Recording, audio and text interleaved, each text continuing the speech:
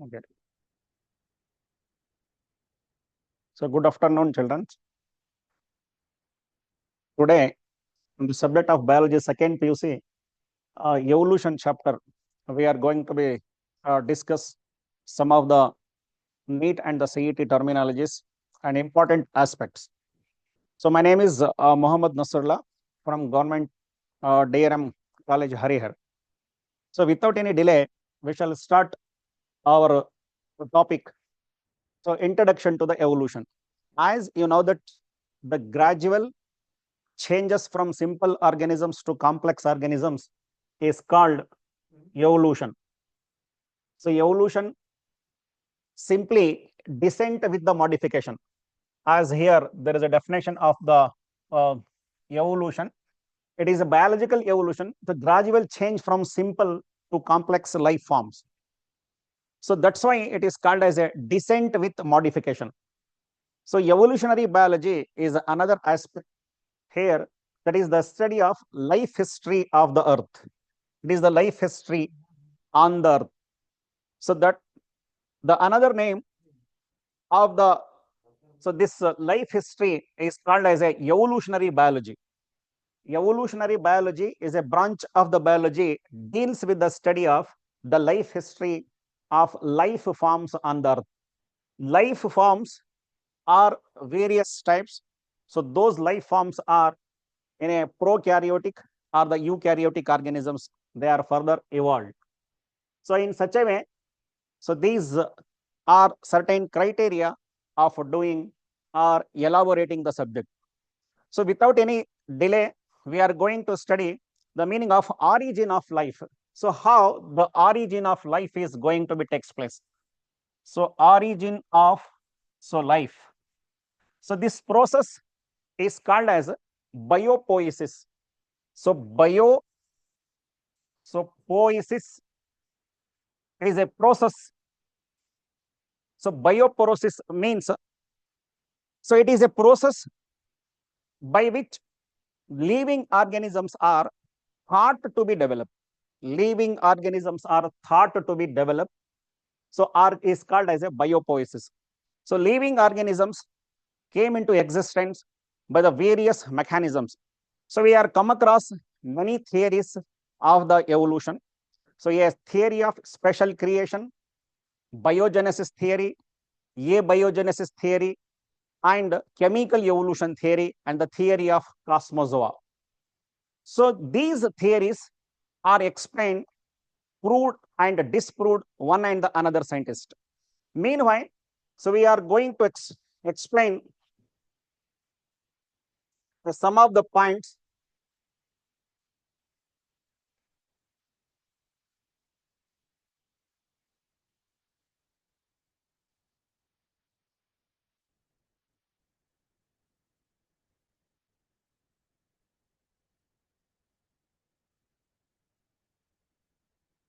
The origin of life, a theory called a Big Bang theory.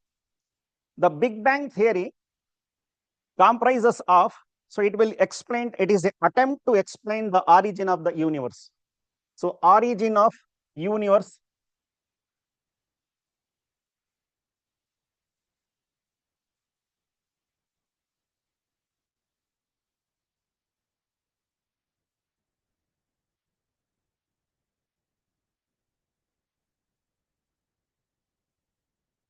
So origin of universe.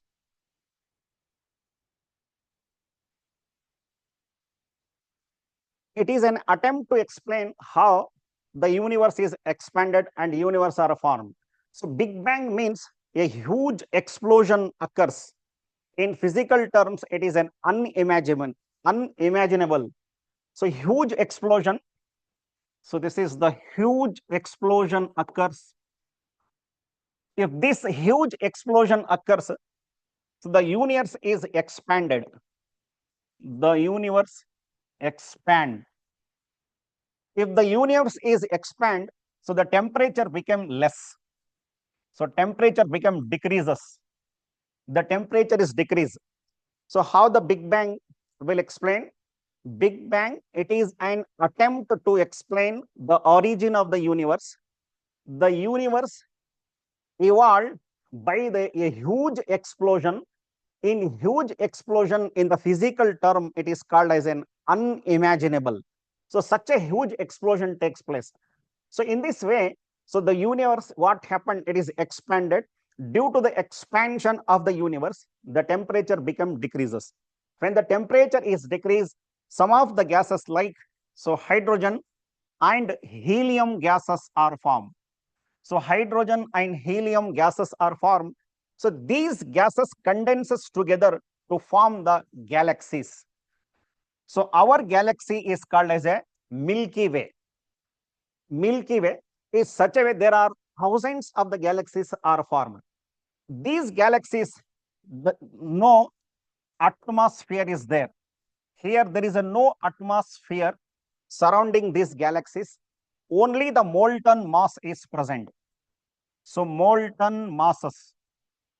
With the presence of these molten masses, they can secrete gases called methane, ammonia, carbon dioxide, and other gases, and water vapors. Vapors and the water vapors.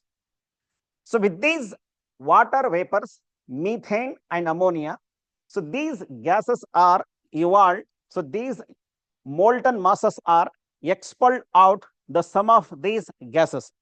So these gases are released by the molten masses. Then what happened when the water content, so H2O water, under the pressures of the ultraviolet radiation, UV rays, water, when it is broken by the ultraviolet radiations, will be break down into the hydrogen with the release of the oxygen also. So hydrogen and oxygen will be formed. Once again, I will explain. Huge explosion, unimaginable in physical terms. So universe expanded, temperature became less or reduced temperature. Hydrogen and helium gases are formed. These two gases are condensed to form galaxies. The galaxies will have no cover of the atmosphere. Only the molten masses are present. These molten masses releases the water vapors, carbon dioxide, ammonia, and methane. Then this water, H2O water, the ultraviolet rays will be broke the water into the hydrogen and oxygen. In this way, on the surface of the earth or in the galaxies, the oxygen gas is evolved. So ozone layer, so further formed by the cooling mechanism. As the gases are cooled, the ozone layers are formed.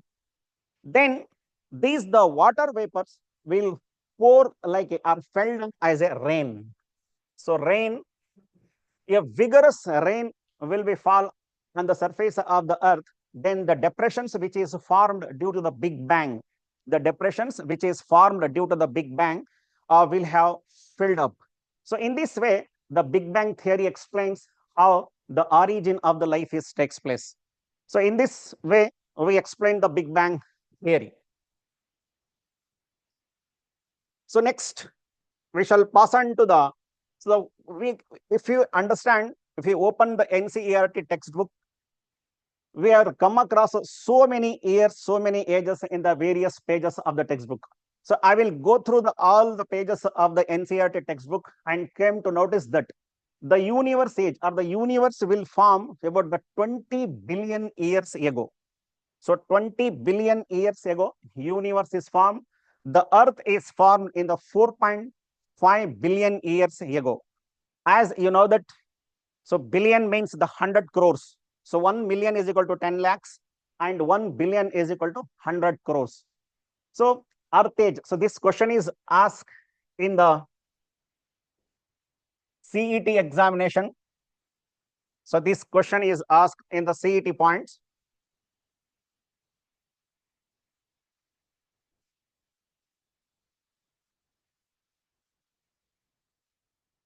So earth age. So it says the 4.5 billion years ago. Life appeared after the formation of the earth, the 500 million years ago or 4 billion years back. Non-cellular form of life, 3 billion years ago. first cellular form of life 2000 million years ago. Invertebrates formed 500 million years ago. Jawless fish formed 350 million years ago. Fish-like reptiles are formed. So this question is asked in the examination for the KCET in the previous examination. So name the fish-like reptiles formed. The fish-like reptiles formed is called as a ichthyosaurus. So ichthyosaurus is a fish like amphibians.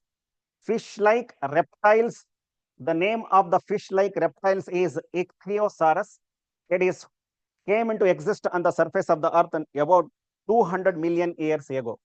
And the seaweeds are formed in the 320 years back.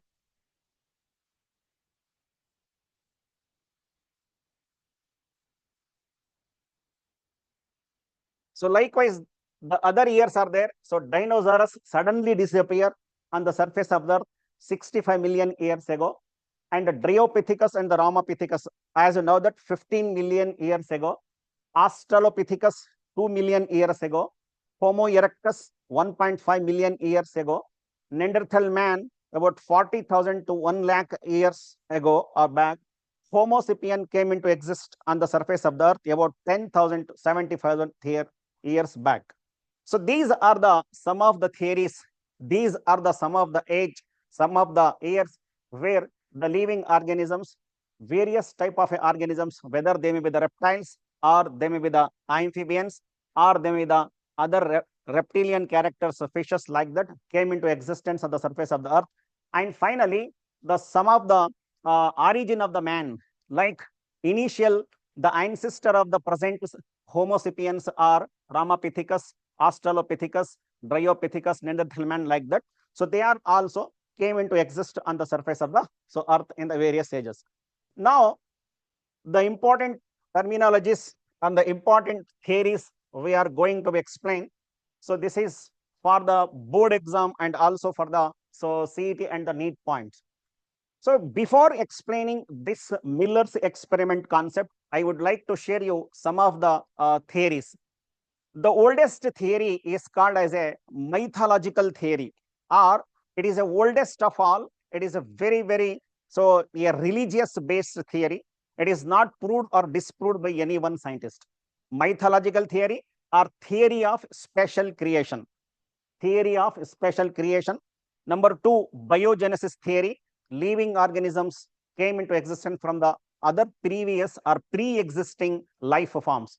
Abiogenesis theory, or the life came into exist from the non-living matter or the non-living molecules. So finally, a operan. So operan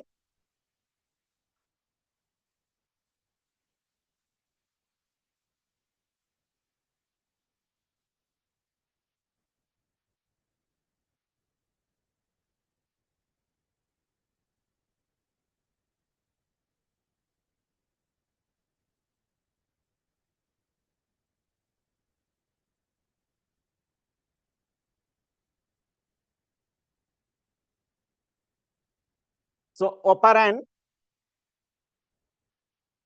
from Russia. He is from Russia. And Haldane from England. Operan and Haldane explained that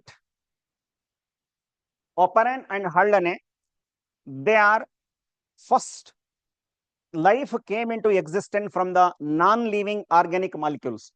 They give a broad idea of a present scenario, the organisms which are exist to be formed. They propose that first form of life is came into exist from the organic non-living matters. So non-living, so organic matter. So what are those non-living organic matters?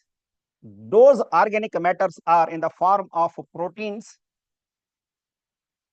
and the RNA, ribonucleic acids. So according to the Operan and Haldane, they initially go through various type of theories which are explained by the previous scientist like Louis Pasteur or Hugo de Vries or other scientists. They came to know a certain conclusion that so life came into exist from the non-living organic matter.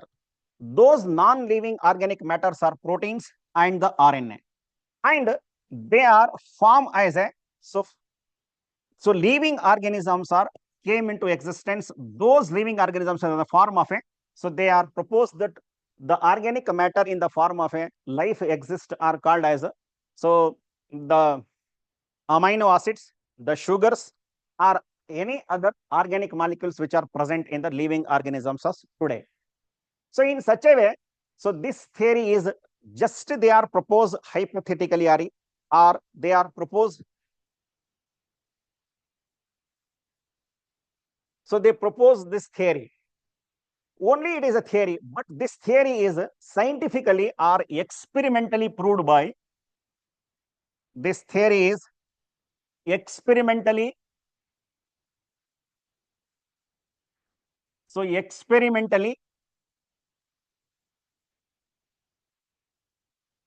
proved by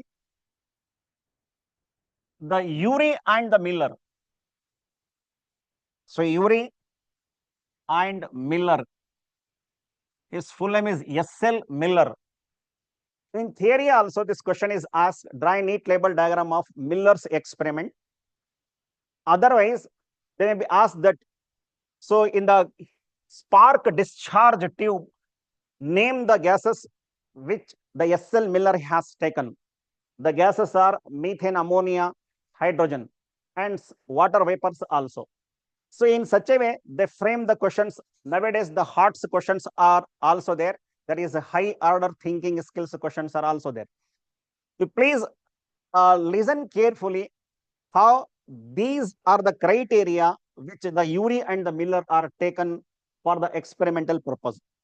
As you know that the Big Bang theory takes place, there is a condition on the earth is like the very hot gases are present, temperature is more, and the gases like methane, methane, ammonia, and carbon dioxide are exist, and the volcanic storms are present.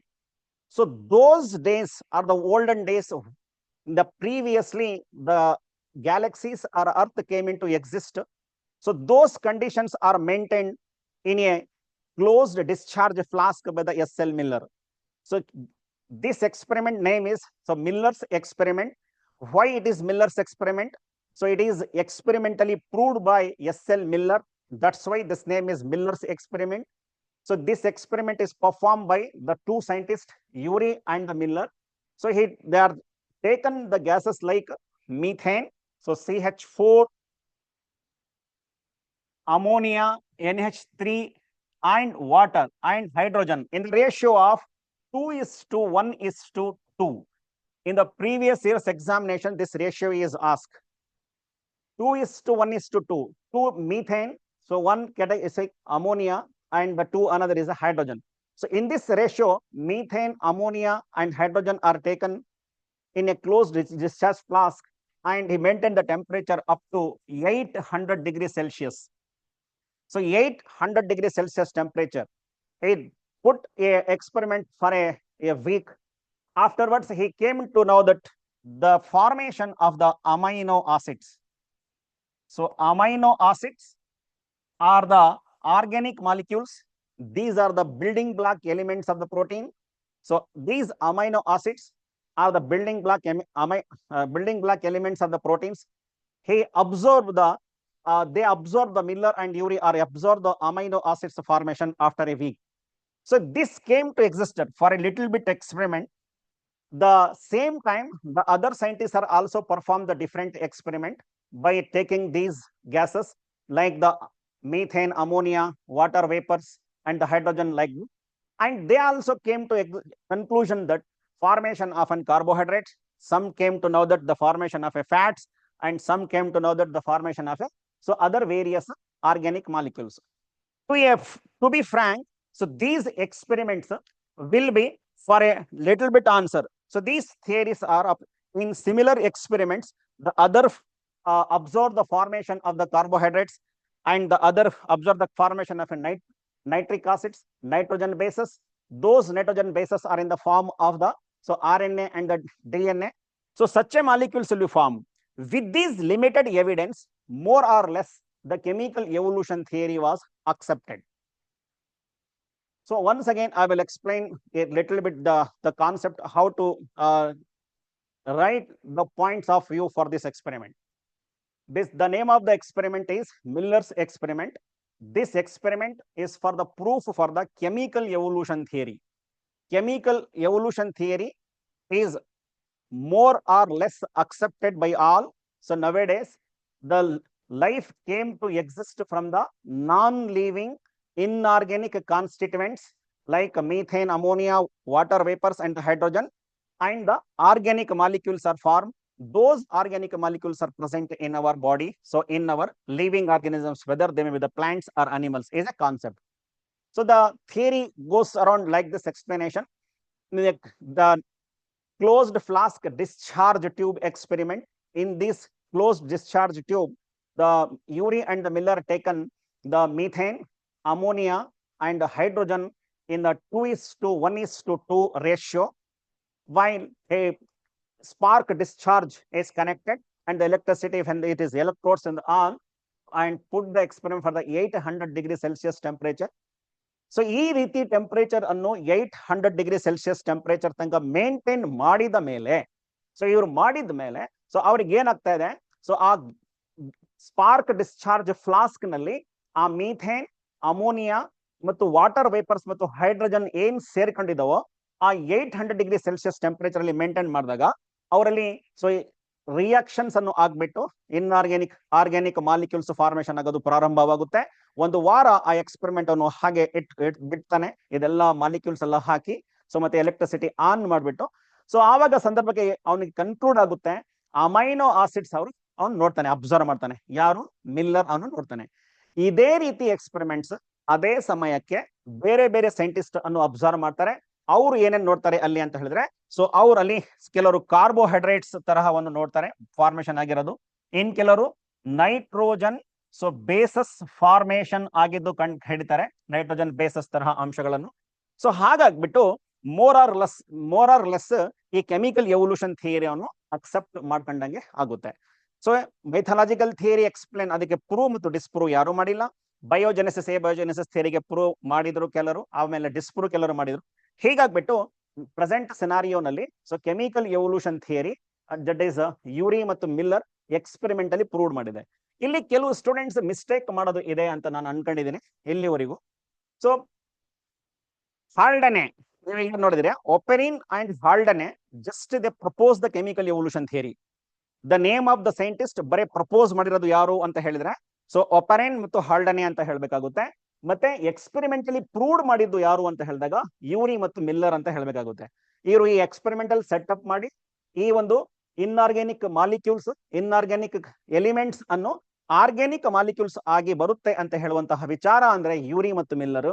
ಆದ್ರೆ so ಮತ್ತೆ ಒಪೆರಿನ್ ಮತ್ತು ಹಾಲ್ಡನೆ just ಅವ್ರು ಹೇಳ್ತಾ ಇರೋದು, so ಒಂದು organic ನಾನ್ living molecules ಇಂದ, non living organic matter ಇಂದ living organisms came into exist ಅಂತ ಹೇಳ್ಬಿಟ್ಟು ಅವರು ಪ್ರಪೋಸ್ ಮಾಡಿರೋರು ಅಂತ ಹೇಳ್ಬಿಟ್ಟು ಈ ವಿಚಾರ ನಾವು ಹೇಳಬಹುದು.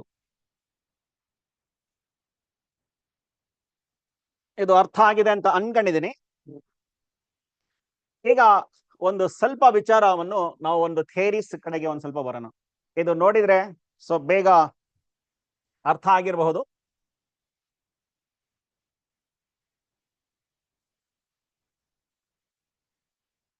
ಈಗ ಅದೇ ಸಂದರ್ಭದಲ್ಲಿ ಒಂದು ಈವ್ನಿಂಗ್ ಪ್ರೈಮ್ ರೋಸ್ ಅಂತ ಹೇಳ್ಬಿಟ್ಟು ಒಂದು ಪ್ಲಾಂಟ್ ಅಲ್ಲಿ ಹ್ಯೂಗೋ ಡಿವರಿಸ್ ಎಂಬುವಂತಹ ಸೈಂಟಿಸ್ಟ್ ಎಕ್ಸ್ಪೆರಿಮೆಂಟ್ ಅನ್ನು ಮಾಡಕ್ಕೆ ಶುರು ಮಾಡ್ತಾನೆ, ಮ್ಯೂಟೇಶನ್ ಥಿಯರಿಯನ್ನು ಮಾಡಕ್ಕೆ. ಅವ್ರು ಮಾಡಿ ತಗೊಂಡಿರುವಂತಹ ವಸ್ತು ಯಾವುದು ಅಂತ ಹೇಳಿದ್ರೆ, ಸೊ ಈವ್ನಿಂಗ್ ಪ್ರೈಮ್ ರೋಸ್, ಈ ಗಿಡದ ಮೇಲೆ, ಸೊ ಈ ಪ್ಲಾಂಟ್ ಮೇಲೆ ಹ್ಯೂಗೋ ಡಿವರಿಸ್ ಎಕ್ಸ್ಪೆರಿಮೆಂಟ್ ಅನ್ನು ಮಾಡಿರೋದು. Name the plant by which Hugo de Vries experiment ಮಾಡಿರೋದು ಅಂತ ಕೇಳಿದಾಗ ನೀವು ಈವ್ನಿಂಗ್ ಪ್ರೈಮ್ ರೋಸ್ ಅಂತ ಹೇಳ್ಬೇಕು. Evening primrose is a plant which is selected by the Hugo de Vries for his mutation theory. ಅವ್ರ mutation ಅನ್ನು ಮಾಡ್ಬೇಕಾದ್ರೆ ಅವನು ಈ ಗಿಡ ಸೆಲೆಕ್ಟ್ ಅನ್ನು ಮಾಡ್ಕೊಂಡಿದ್ದು. ಇಲ್ಲಿ ನಾವು ಕಂಬೈನ್ ಆಗಿ ಏನ್ ಮಾಡಿದೀವಿ ಅಂತ ಹೇಳಿದ್ರೆ ಡಾರ್ವಿನ್ ಮತ್ತು ಹ್ಯೂಗೋ ಡೆವರಿಸ್ ಅನ್ನು ಹೇಳಿದೀವಿ. ಕಾರಣ ಇಷ್ಟೇ, ನಮ್ಮ ಹತ್ರ ಈ ಒಂದು ಚಾಪ್ಟರ್ ಗೆ ಎಕ್ಸ್ಪ್ಲೇನ್ ಮಾಡಕ್ಕೆ ಅವಕಾಶ 1 ಅವರ್ ಇದೆ. 1 ಗಂಟೆನಲ್ಲಿ ನಾವು ಇದೆಲ್ಲ ಮಾಡ್ಬೇಕಂತ ಹೇಳಿದ್ರೆ ಆಗಲ್ಲ. ಅದಕ್ಕೆ ಇಲ್ಲಿ ಶಾರ್ಟ್ ಕಟ್ ಕೀಸ್ ತರಹ ನಾವು ಇಲ್ಲಿ ತಗೊಂಡ್ಬಂದಿದೀವಿ ಇಲ್ಲಿ. ಸೊ ಚಾರ್ಲ್ಸ್ ಡಾರ್ವಿನ್ ಎಂಬುವಂತಹ ಸೈಂಟಿಸ್ಟ್ ಎಲ್ಲರಿಗೂ ಗೊತ್ತಿರಬಹುದು. HMS ಬೀಗಲ್ ಎಂಬುವಂತಹ ಶಿಪ್ ಅಲ್ಲಿ HMS ಬೀಗಲ್ ಆ ಶಿಪ್ ನೇಮ್. ಅಲ್ಲಿ ವಾಯೇಜ್ ಮಾಡ್ತಾನೆ ಇವನು, ಸಮುದ್ರದ ಯಾತ್ರೆಯನ್ನು ಮಾಡ್ತಾನೆ. ಸೊ ಇವನು ಒಂದು ಐಲ್ಯಾಂಡ್ ಗೆ ಹೋಗ್ತಾನೆ. ಆ ಐಲ್ಯಾಂಡ್ ಹೆಸರು ಕೂಡ ಎಲ್ಲರಿಗೂ ಗೊತ್ತಿರಬಹುದು. ಸೊ ಐಲ್ಯಾಂಡ್ ನ ಹೆಸರು ಗ್ಯಾಲಪಾಗೋಸ್ ಐಲ್ಯಾಂಡ್ ಅಂತ. ಸೊ ಗ್ಯಾಲಪಾಗೋಸ್ GALAPAGOS ಗ್ಯಾಲಪಾಗೋಸ್ ಐಲ್ಯಾಂಡ್ ಗೆ ಈ ನಮ್ಮ ಚಾರ್ಲ್ಸ್ ಡಾರ್ವಿನ್ ಸಾಹೇಬರು ಹೋಗ್ತಾರೆ ಇಲ್ಲಿ. ಸೊ ಇವರು ಚಾರ್ಲ್ಸ್ ಡಾರ್ವಿನ್ ಗ್ಯಾಲಪಾಗೋಸ್ ಐಲ್ಯಾಂಡ್ ಗೆ ವಯೇಜ್ ಮಾಡ್ತಾರೆ. ಈವ್ನಿಂಗ್ ಪ್ರೈಮ್ ರೋಸ್ ಪ್ಲಾಂಟ್ ನಲ್ಲಿ ಹ್ಯೂಗೋ ಡೆವರಿಸ್ ಅನ್ನು ಇವನು ಮ್ಯೂಟೇಶನ್ ಥಿಯರಿ ಆ ಪ್ಲಾಂಟ್ ಸೆಲೆಕ್ಟ್ ಮಾಡ್ಕೊಂತಾನೆ. ಇಲ್ಲಿ ಐಲ್ಯಾಂಡ್ ಬಗ್ಗೆ ಇನ್ನೊಂದು ಕಾನ್ಸೆಪ್ಟ್ ಅನ್ನು ಈಗಲೇ ಅರ್ಥ ಮಾಡ್ಕೋಬಹುದು. ಆಲ್ಫ್ರೆಡ್ ವ್ಯಾಲೇಸ್ ಅಂತ ಹೇಳ್ಬಿಟ್ಟು ಇನ್ನೊಬ್ಬ ಸೈಂಟಿಸ್ಟ್ ಇರ್ತಾನೆ. So Alfred Wallace. So Alfred Wallace ಇವನು ಒಂದು ಐಲ್ಯಾಂಡ್ ಗೆ ಹೋಗ್ತಾನೆ. ಇವನು ಒಂದು ಐಲ್ಯಾಂಡ್, ಆ ಐಲ್ಯಾಂಡ್ ನ ಹೆಸರು ಇಲ್ಲಿ ಕನ್ಫ್ಯೂಸ್ ಮಾಡಕ್ಕೆ ನಿಮ್ಮ ಕಾಂಪಿಟೇಟಿವ್ ಎಕ್ಸಾಮ್ ನಲ್ಲಿ ಈ ರೀತಿ ಕೊಡಬಹುದು ಅಂತ ನಾನು ಅನ್ಕೊಂಡಿದ್ದೀನಿ. ಗ್ಯಾಲಪಾಗೋಸ್ ಐಲ್ಯಾಂಡ್ ಗೆ ವಯೇಜ್ ಮಾಡಿದ್ದು ಚಾರ್ಲ್ಸ್ ಡಾರ್ವಿನ್. ಆಲ್ಫ್ರೆಡ್ ವ್ಯಾಲೇಸ್ ಎಂಬುವಂತಹ ಸೈಂಟಿಸ್ಟ್ ಯಾವ ಐಲ್ಯಾಂಡ್ ಗೆ ವಯೇಜ್ ಮಾಡಿದ್ದ ಅವಾಗ ಅಂತ ಹೇಳಿದ್ರೆ ಇಲ್ಲಿ ಅವ್ರು ಮಾಡಿರುವಂತಹ ಈಗ ಆರ್ಕಿಪೆಲಗೋ ಅಂತ ಹೇಳ್ತಾರೆ. ಮ್ಯಾಲೆ ಅಂತ ಹೇಳ್ಬಿಟ್ಟು, ಮ್ಯಾಲೆ MALAY ಮ್ಯಾಲೆ. ಆರ್ಕಿಪಿಲಾಗೋ. ಮ್ಯಾಲೆ ಆರ್ಕಿಪಿಲಾಗೋ is a island in which visited by Alfred Wallace. Galapagos is an island in which it is visited by the Darwin from the ship called HMS Beagle. ಇದು ಬೇಸಿಕ್ ವಿಚಾರ ಒಂದ್ ಸ್ವಲ್ಪ ತಿಳ್ಕೊಂಡಿದೀವಿ ಅಂತ ನಾನು ಅನ್ಕೊಂಡಿದ್ದೀನಿ. ಈ ಕಾನ್ಸೆಪ್ಟ್ಸ್ ಅನ್ನು ನಮ್ಮ ಕಾಂಪಿಟೇಟಿವ್ ಎಕ್ಸಾಮಿಗೆ ಬೇಕಾಗುತ್ತೆ. ಸುಮ್ಮನೆ ನಾವು ನ್ಯಾಚುರಲ್ ಸೆಲೆಕ್ಷನ್ ಥಿಯರಿ ಹೇಗಿದೆ ಹಾಗಿದೆ ಅಂತ ಜಾಸ್ತಿ ಮಾತಾಡಿದ್ರು ಕೂಡ ಅದರಿಂದ ಜಾಸ್ತಿ ಲಾಭವನ್ನು ಬರಲ್ಲ. ನಿಮ್ಮ ಟೀಚರ್ಸ್, ನಿಮ್ಮ ಲೆಕ್ಚರರ್ಸ್ ನಿಮ್ಮ ಕಾಲೇಜಲ್ಲಿ ಅದು ಹೇಳ್ಕೊಟ್ಟಿದ್ದಾರೆ. ನಾವು ಇಷ್ಟೇ ಇಲ್ಲಿ ಹೇಳಬಹುದು. ಮ್ಯಾಲೆ ಆರ್ಕಿಪೆಲಗೋ ಐಲ್ಯಾಂಡ್ ವಿಸಿಟ್ ಮಾಡಿರುವಂತಹ ಆಲ್ಫ್ರೆಡ್ ವ್ಯಾಲೇಸ್, ಇಲ್ಲಿ ಗ್ಯಾಲಪಾಗೋಸ್ ಐಲ್ಯಾಂಡ್ ಗೆ ವಿಸಿಟ್ ಮಾಡೋದು ಡಾರ್ವಿನ್. ಈಗ ಡಾರ್ವಿನ್ ಮತ್ತು ನಾವು ಇಲ್ಲಿ ಸ್ವಲ್ಪ ಸಂಕ್ಷಿಪ್ತವಾಗಿ ಹೇಳಬೇಕು ಅಂತ ಹೇಳಿದ್ರೆ ಇಲ್ಲಿ ಡಾರ್ವಿನ್ ಅನ್ನು ಏನ್ ಹೇಳಿದಾನೆ ಅಂತ ಹೇಳಿದ್ರೆ ಒಂದು ಮೈನರ್ ವೇರಿಯೇಷನ್ಸ್ ಬರುತ್ತೆ. ಈ ಒಂದು ಕಾನ್ಸೆಪ್ಟ್ ಎಲ್ಲರಿಗೂ ಗೊತ್ತಿದೆ ಅಂತ ನಾನಂತೂ ಅನ್ಕೊಂಡಿದ್ದೀನಿ. ಎಲ್ಲರೂ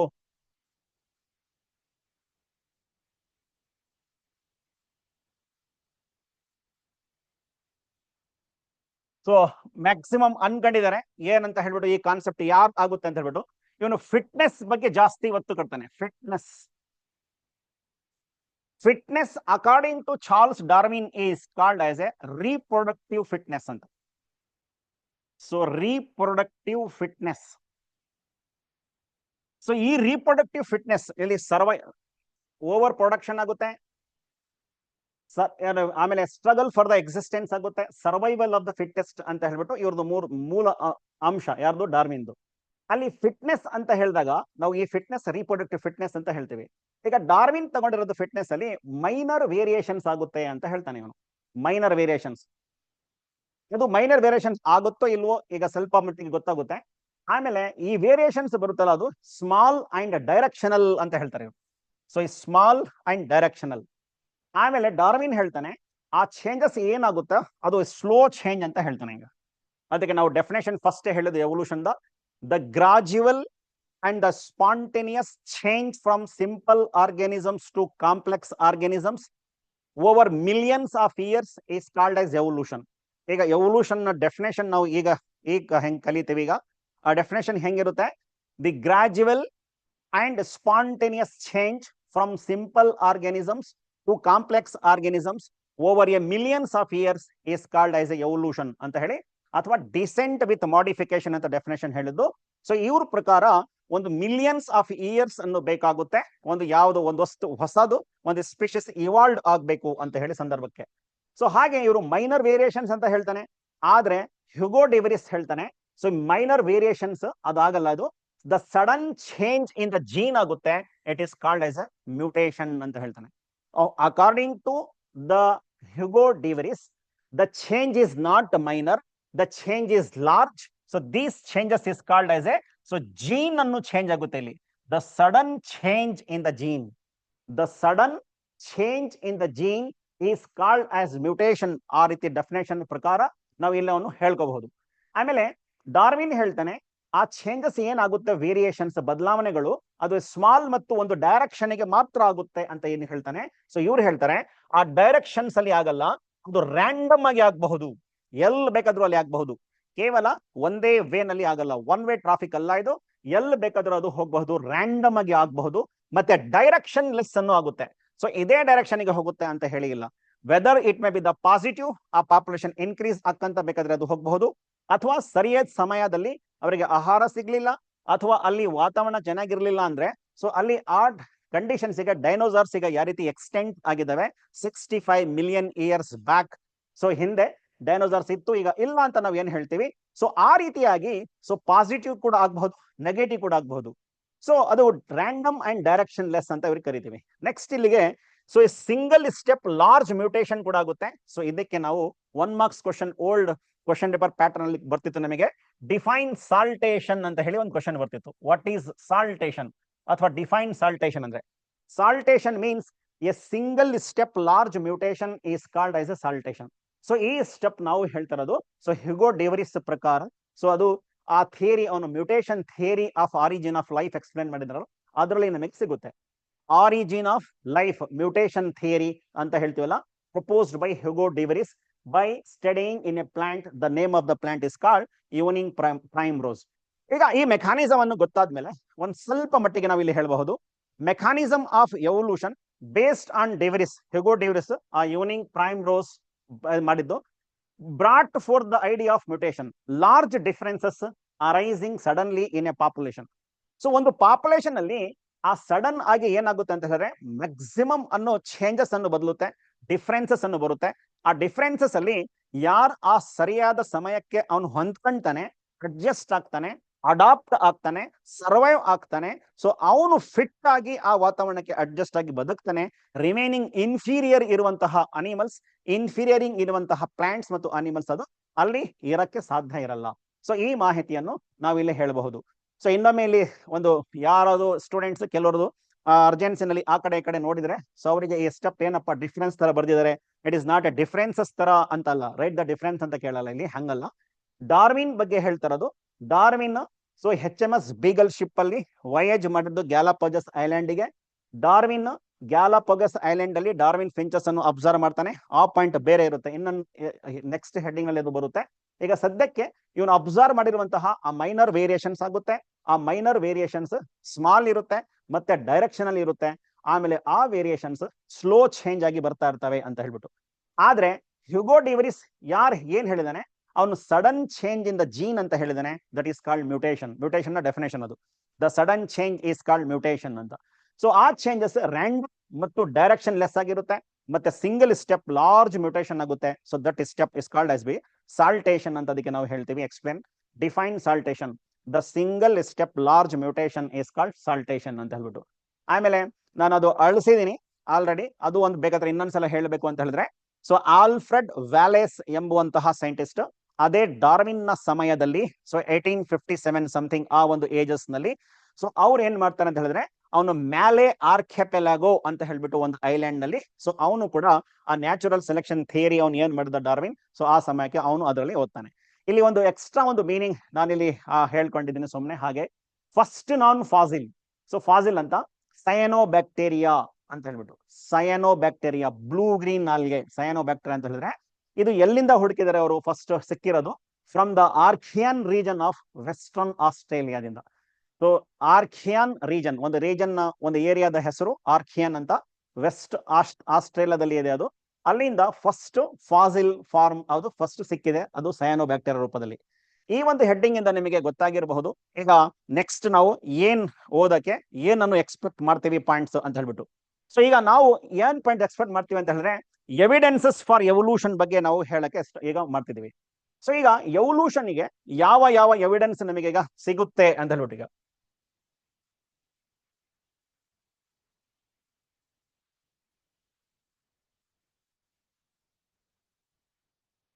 ಸೊ ಥಿಯರೀಸ್ ಅನ್ನು ಎಕ್ಸ್ಪ್ಲೈನ್ ಮಾಡಿದ್ದು ಬಹಳ ಸೈಂಟಿಸ್ಟ್ ಆಗಿದ್ದಾಗ ನಾವು ನೋಡ್ಕೊಂಡಿದ್ದೀವಿ. ಈಗ name of the theory proposed by ಅಂತ modern theory of evolution Oparin and ಹಲ್ಡನೆ.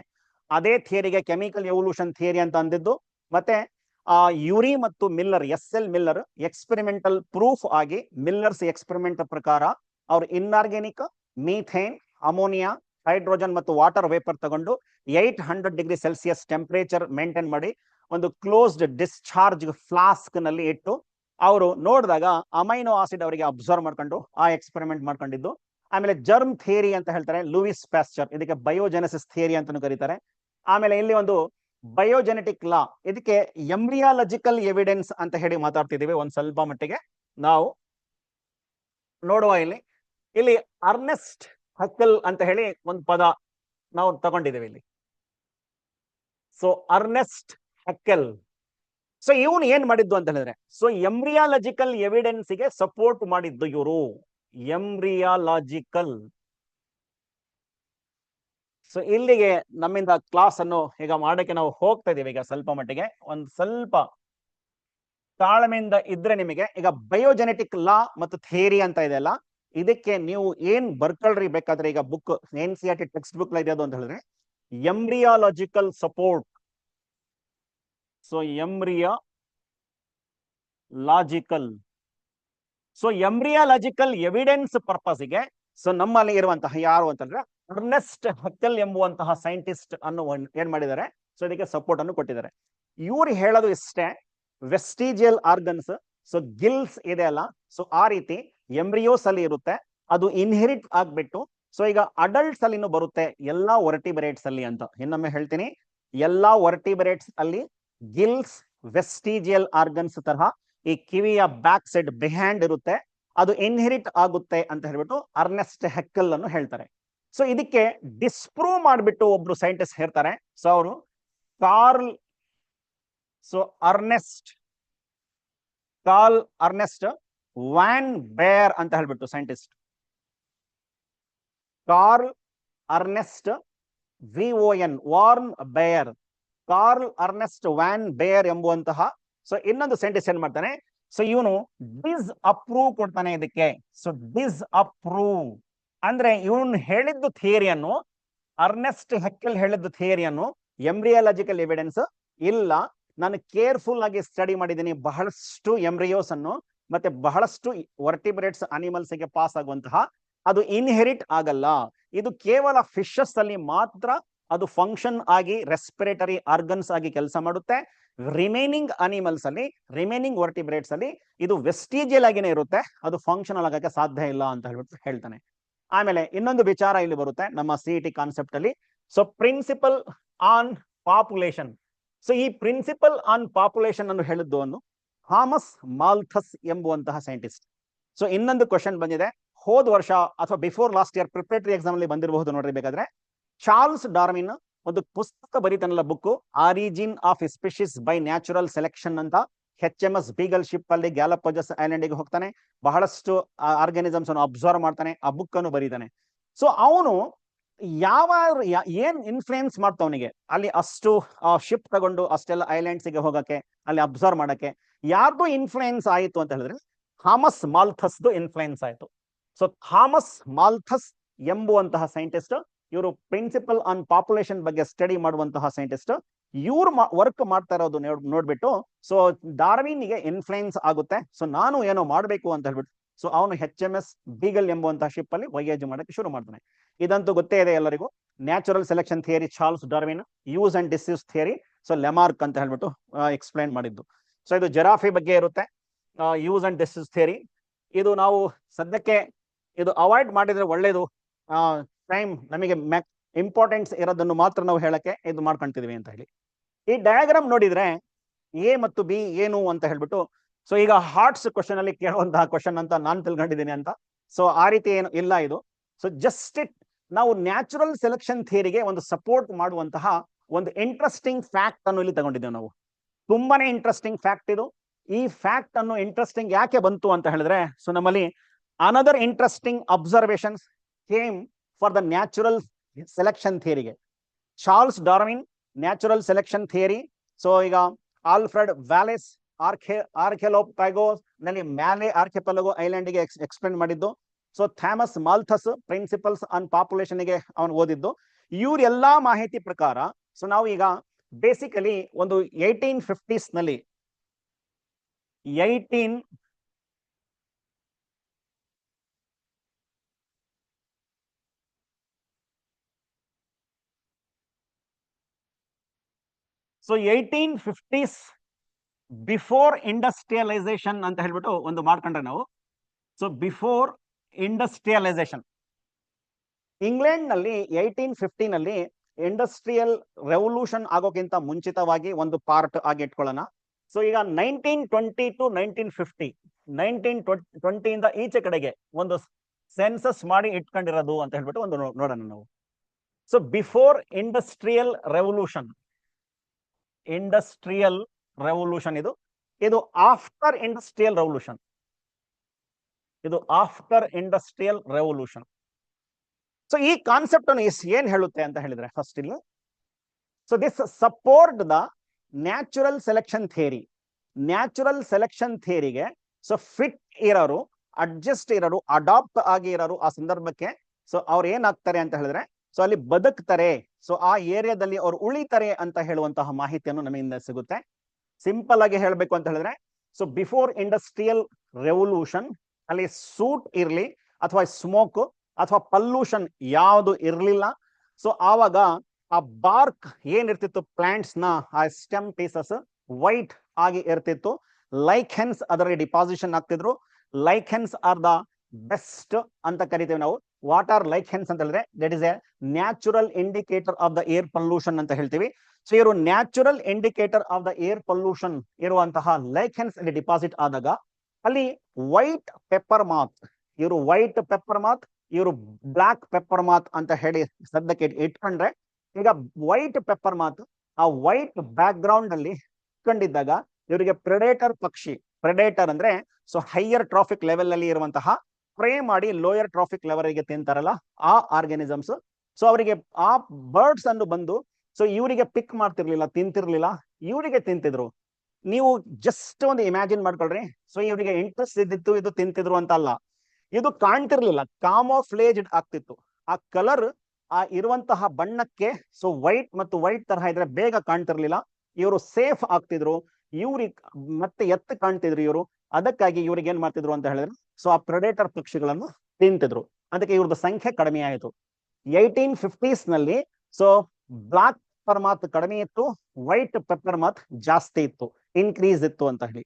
So ಇದೇ ಆನ್ಸರ್ 1920 ಮತ್ತು 1950s ಈಗ ಮಾಡಿದಾಗ ಸೊ ಈಗ due to the industrial revolution ಅದೇ ಇಂಗ್ಲೆಂಡ್ ಏರಿಯಾದಲ್ಲಿ ಸೊ ಸೂಟ್ ಮತ್ತು ಸ್ಮೋಕ್ ಡಿಪಾಸಿಷನ್ ಜಾಸ್ತಿ ಆಯಿತು.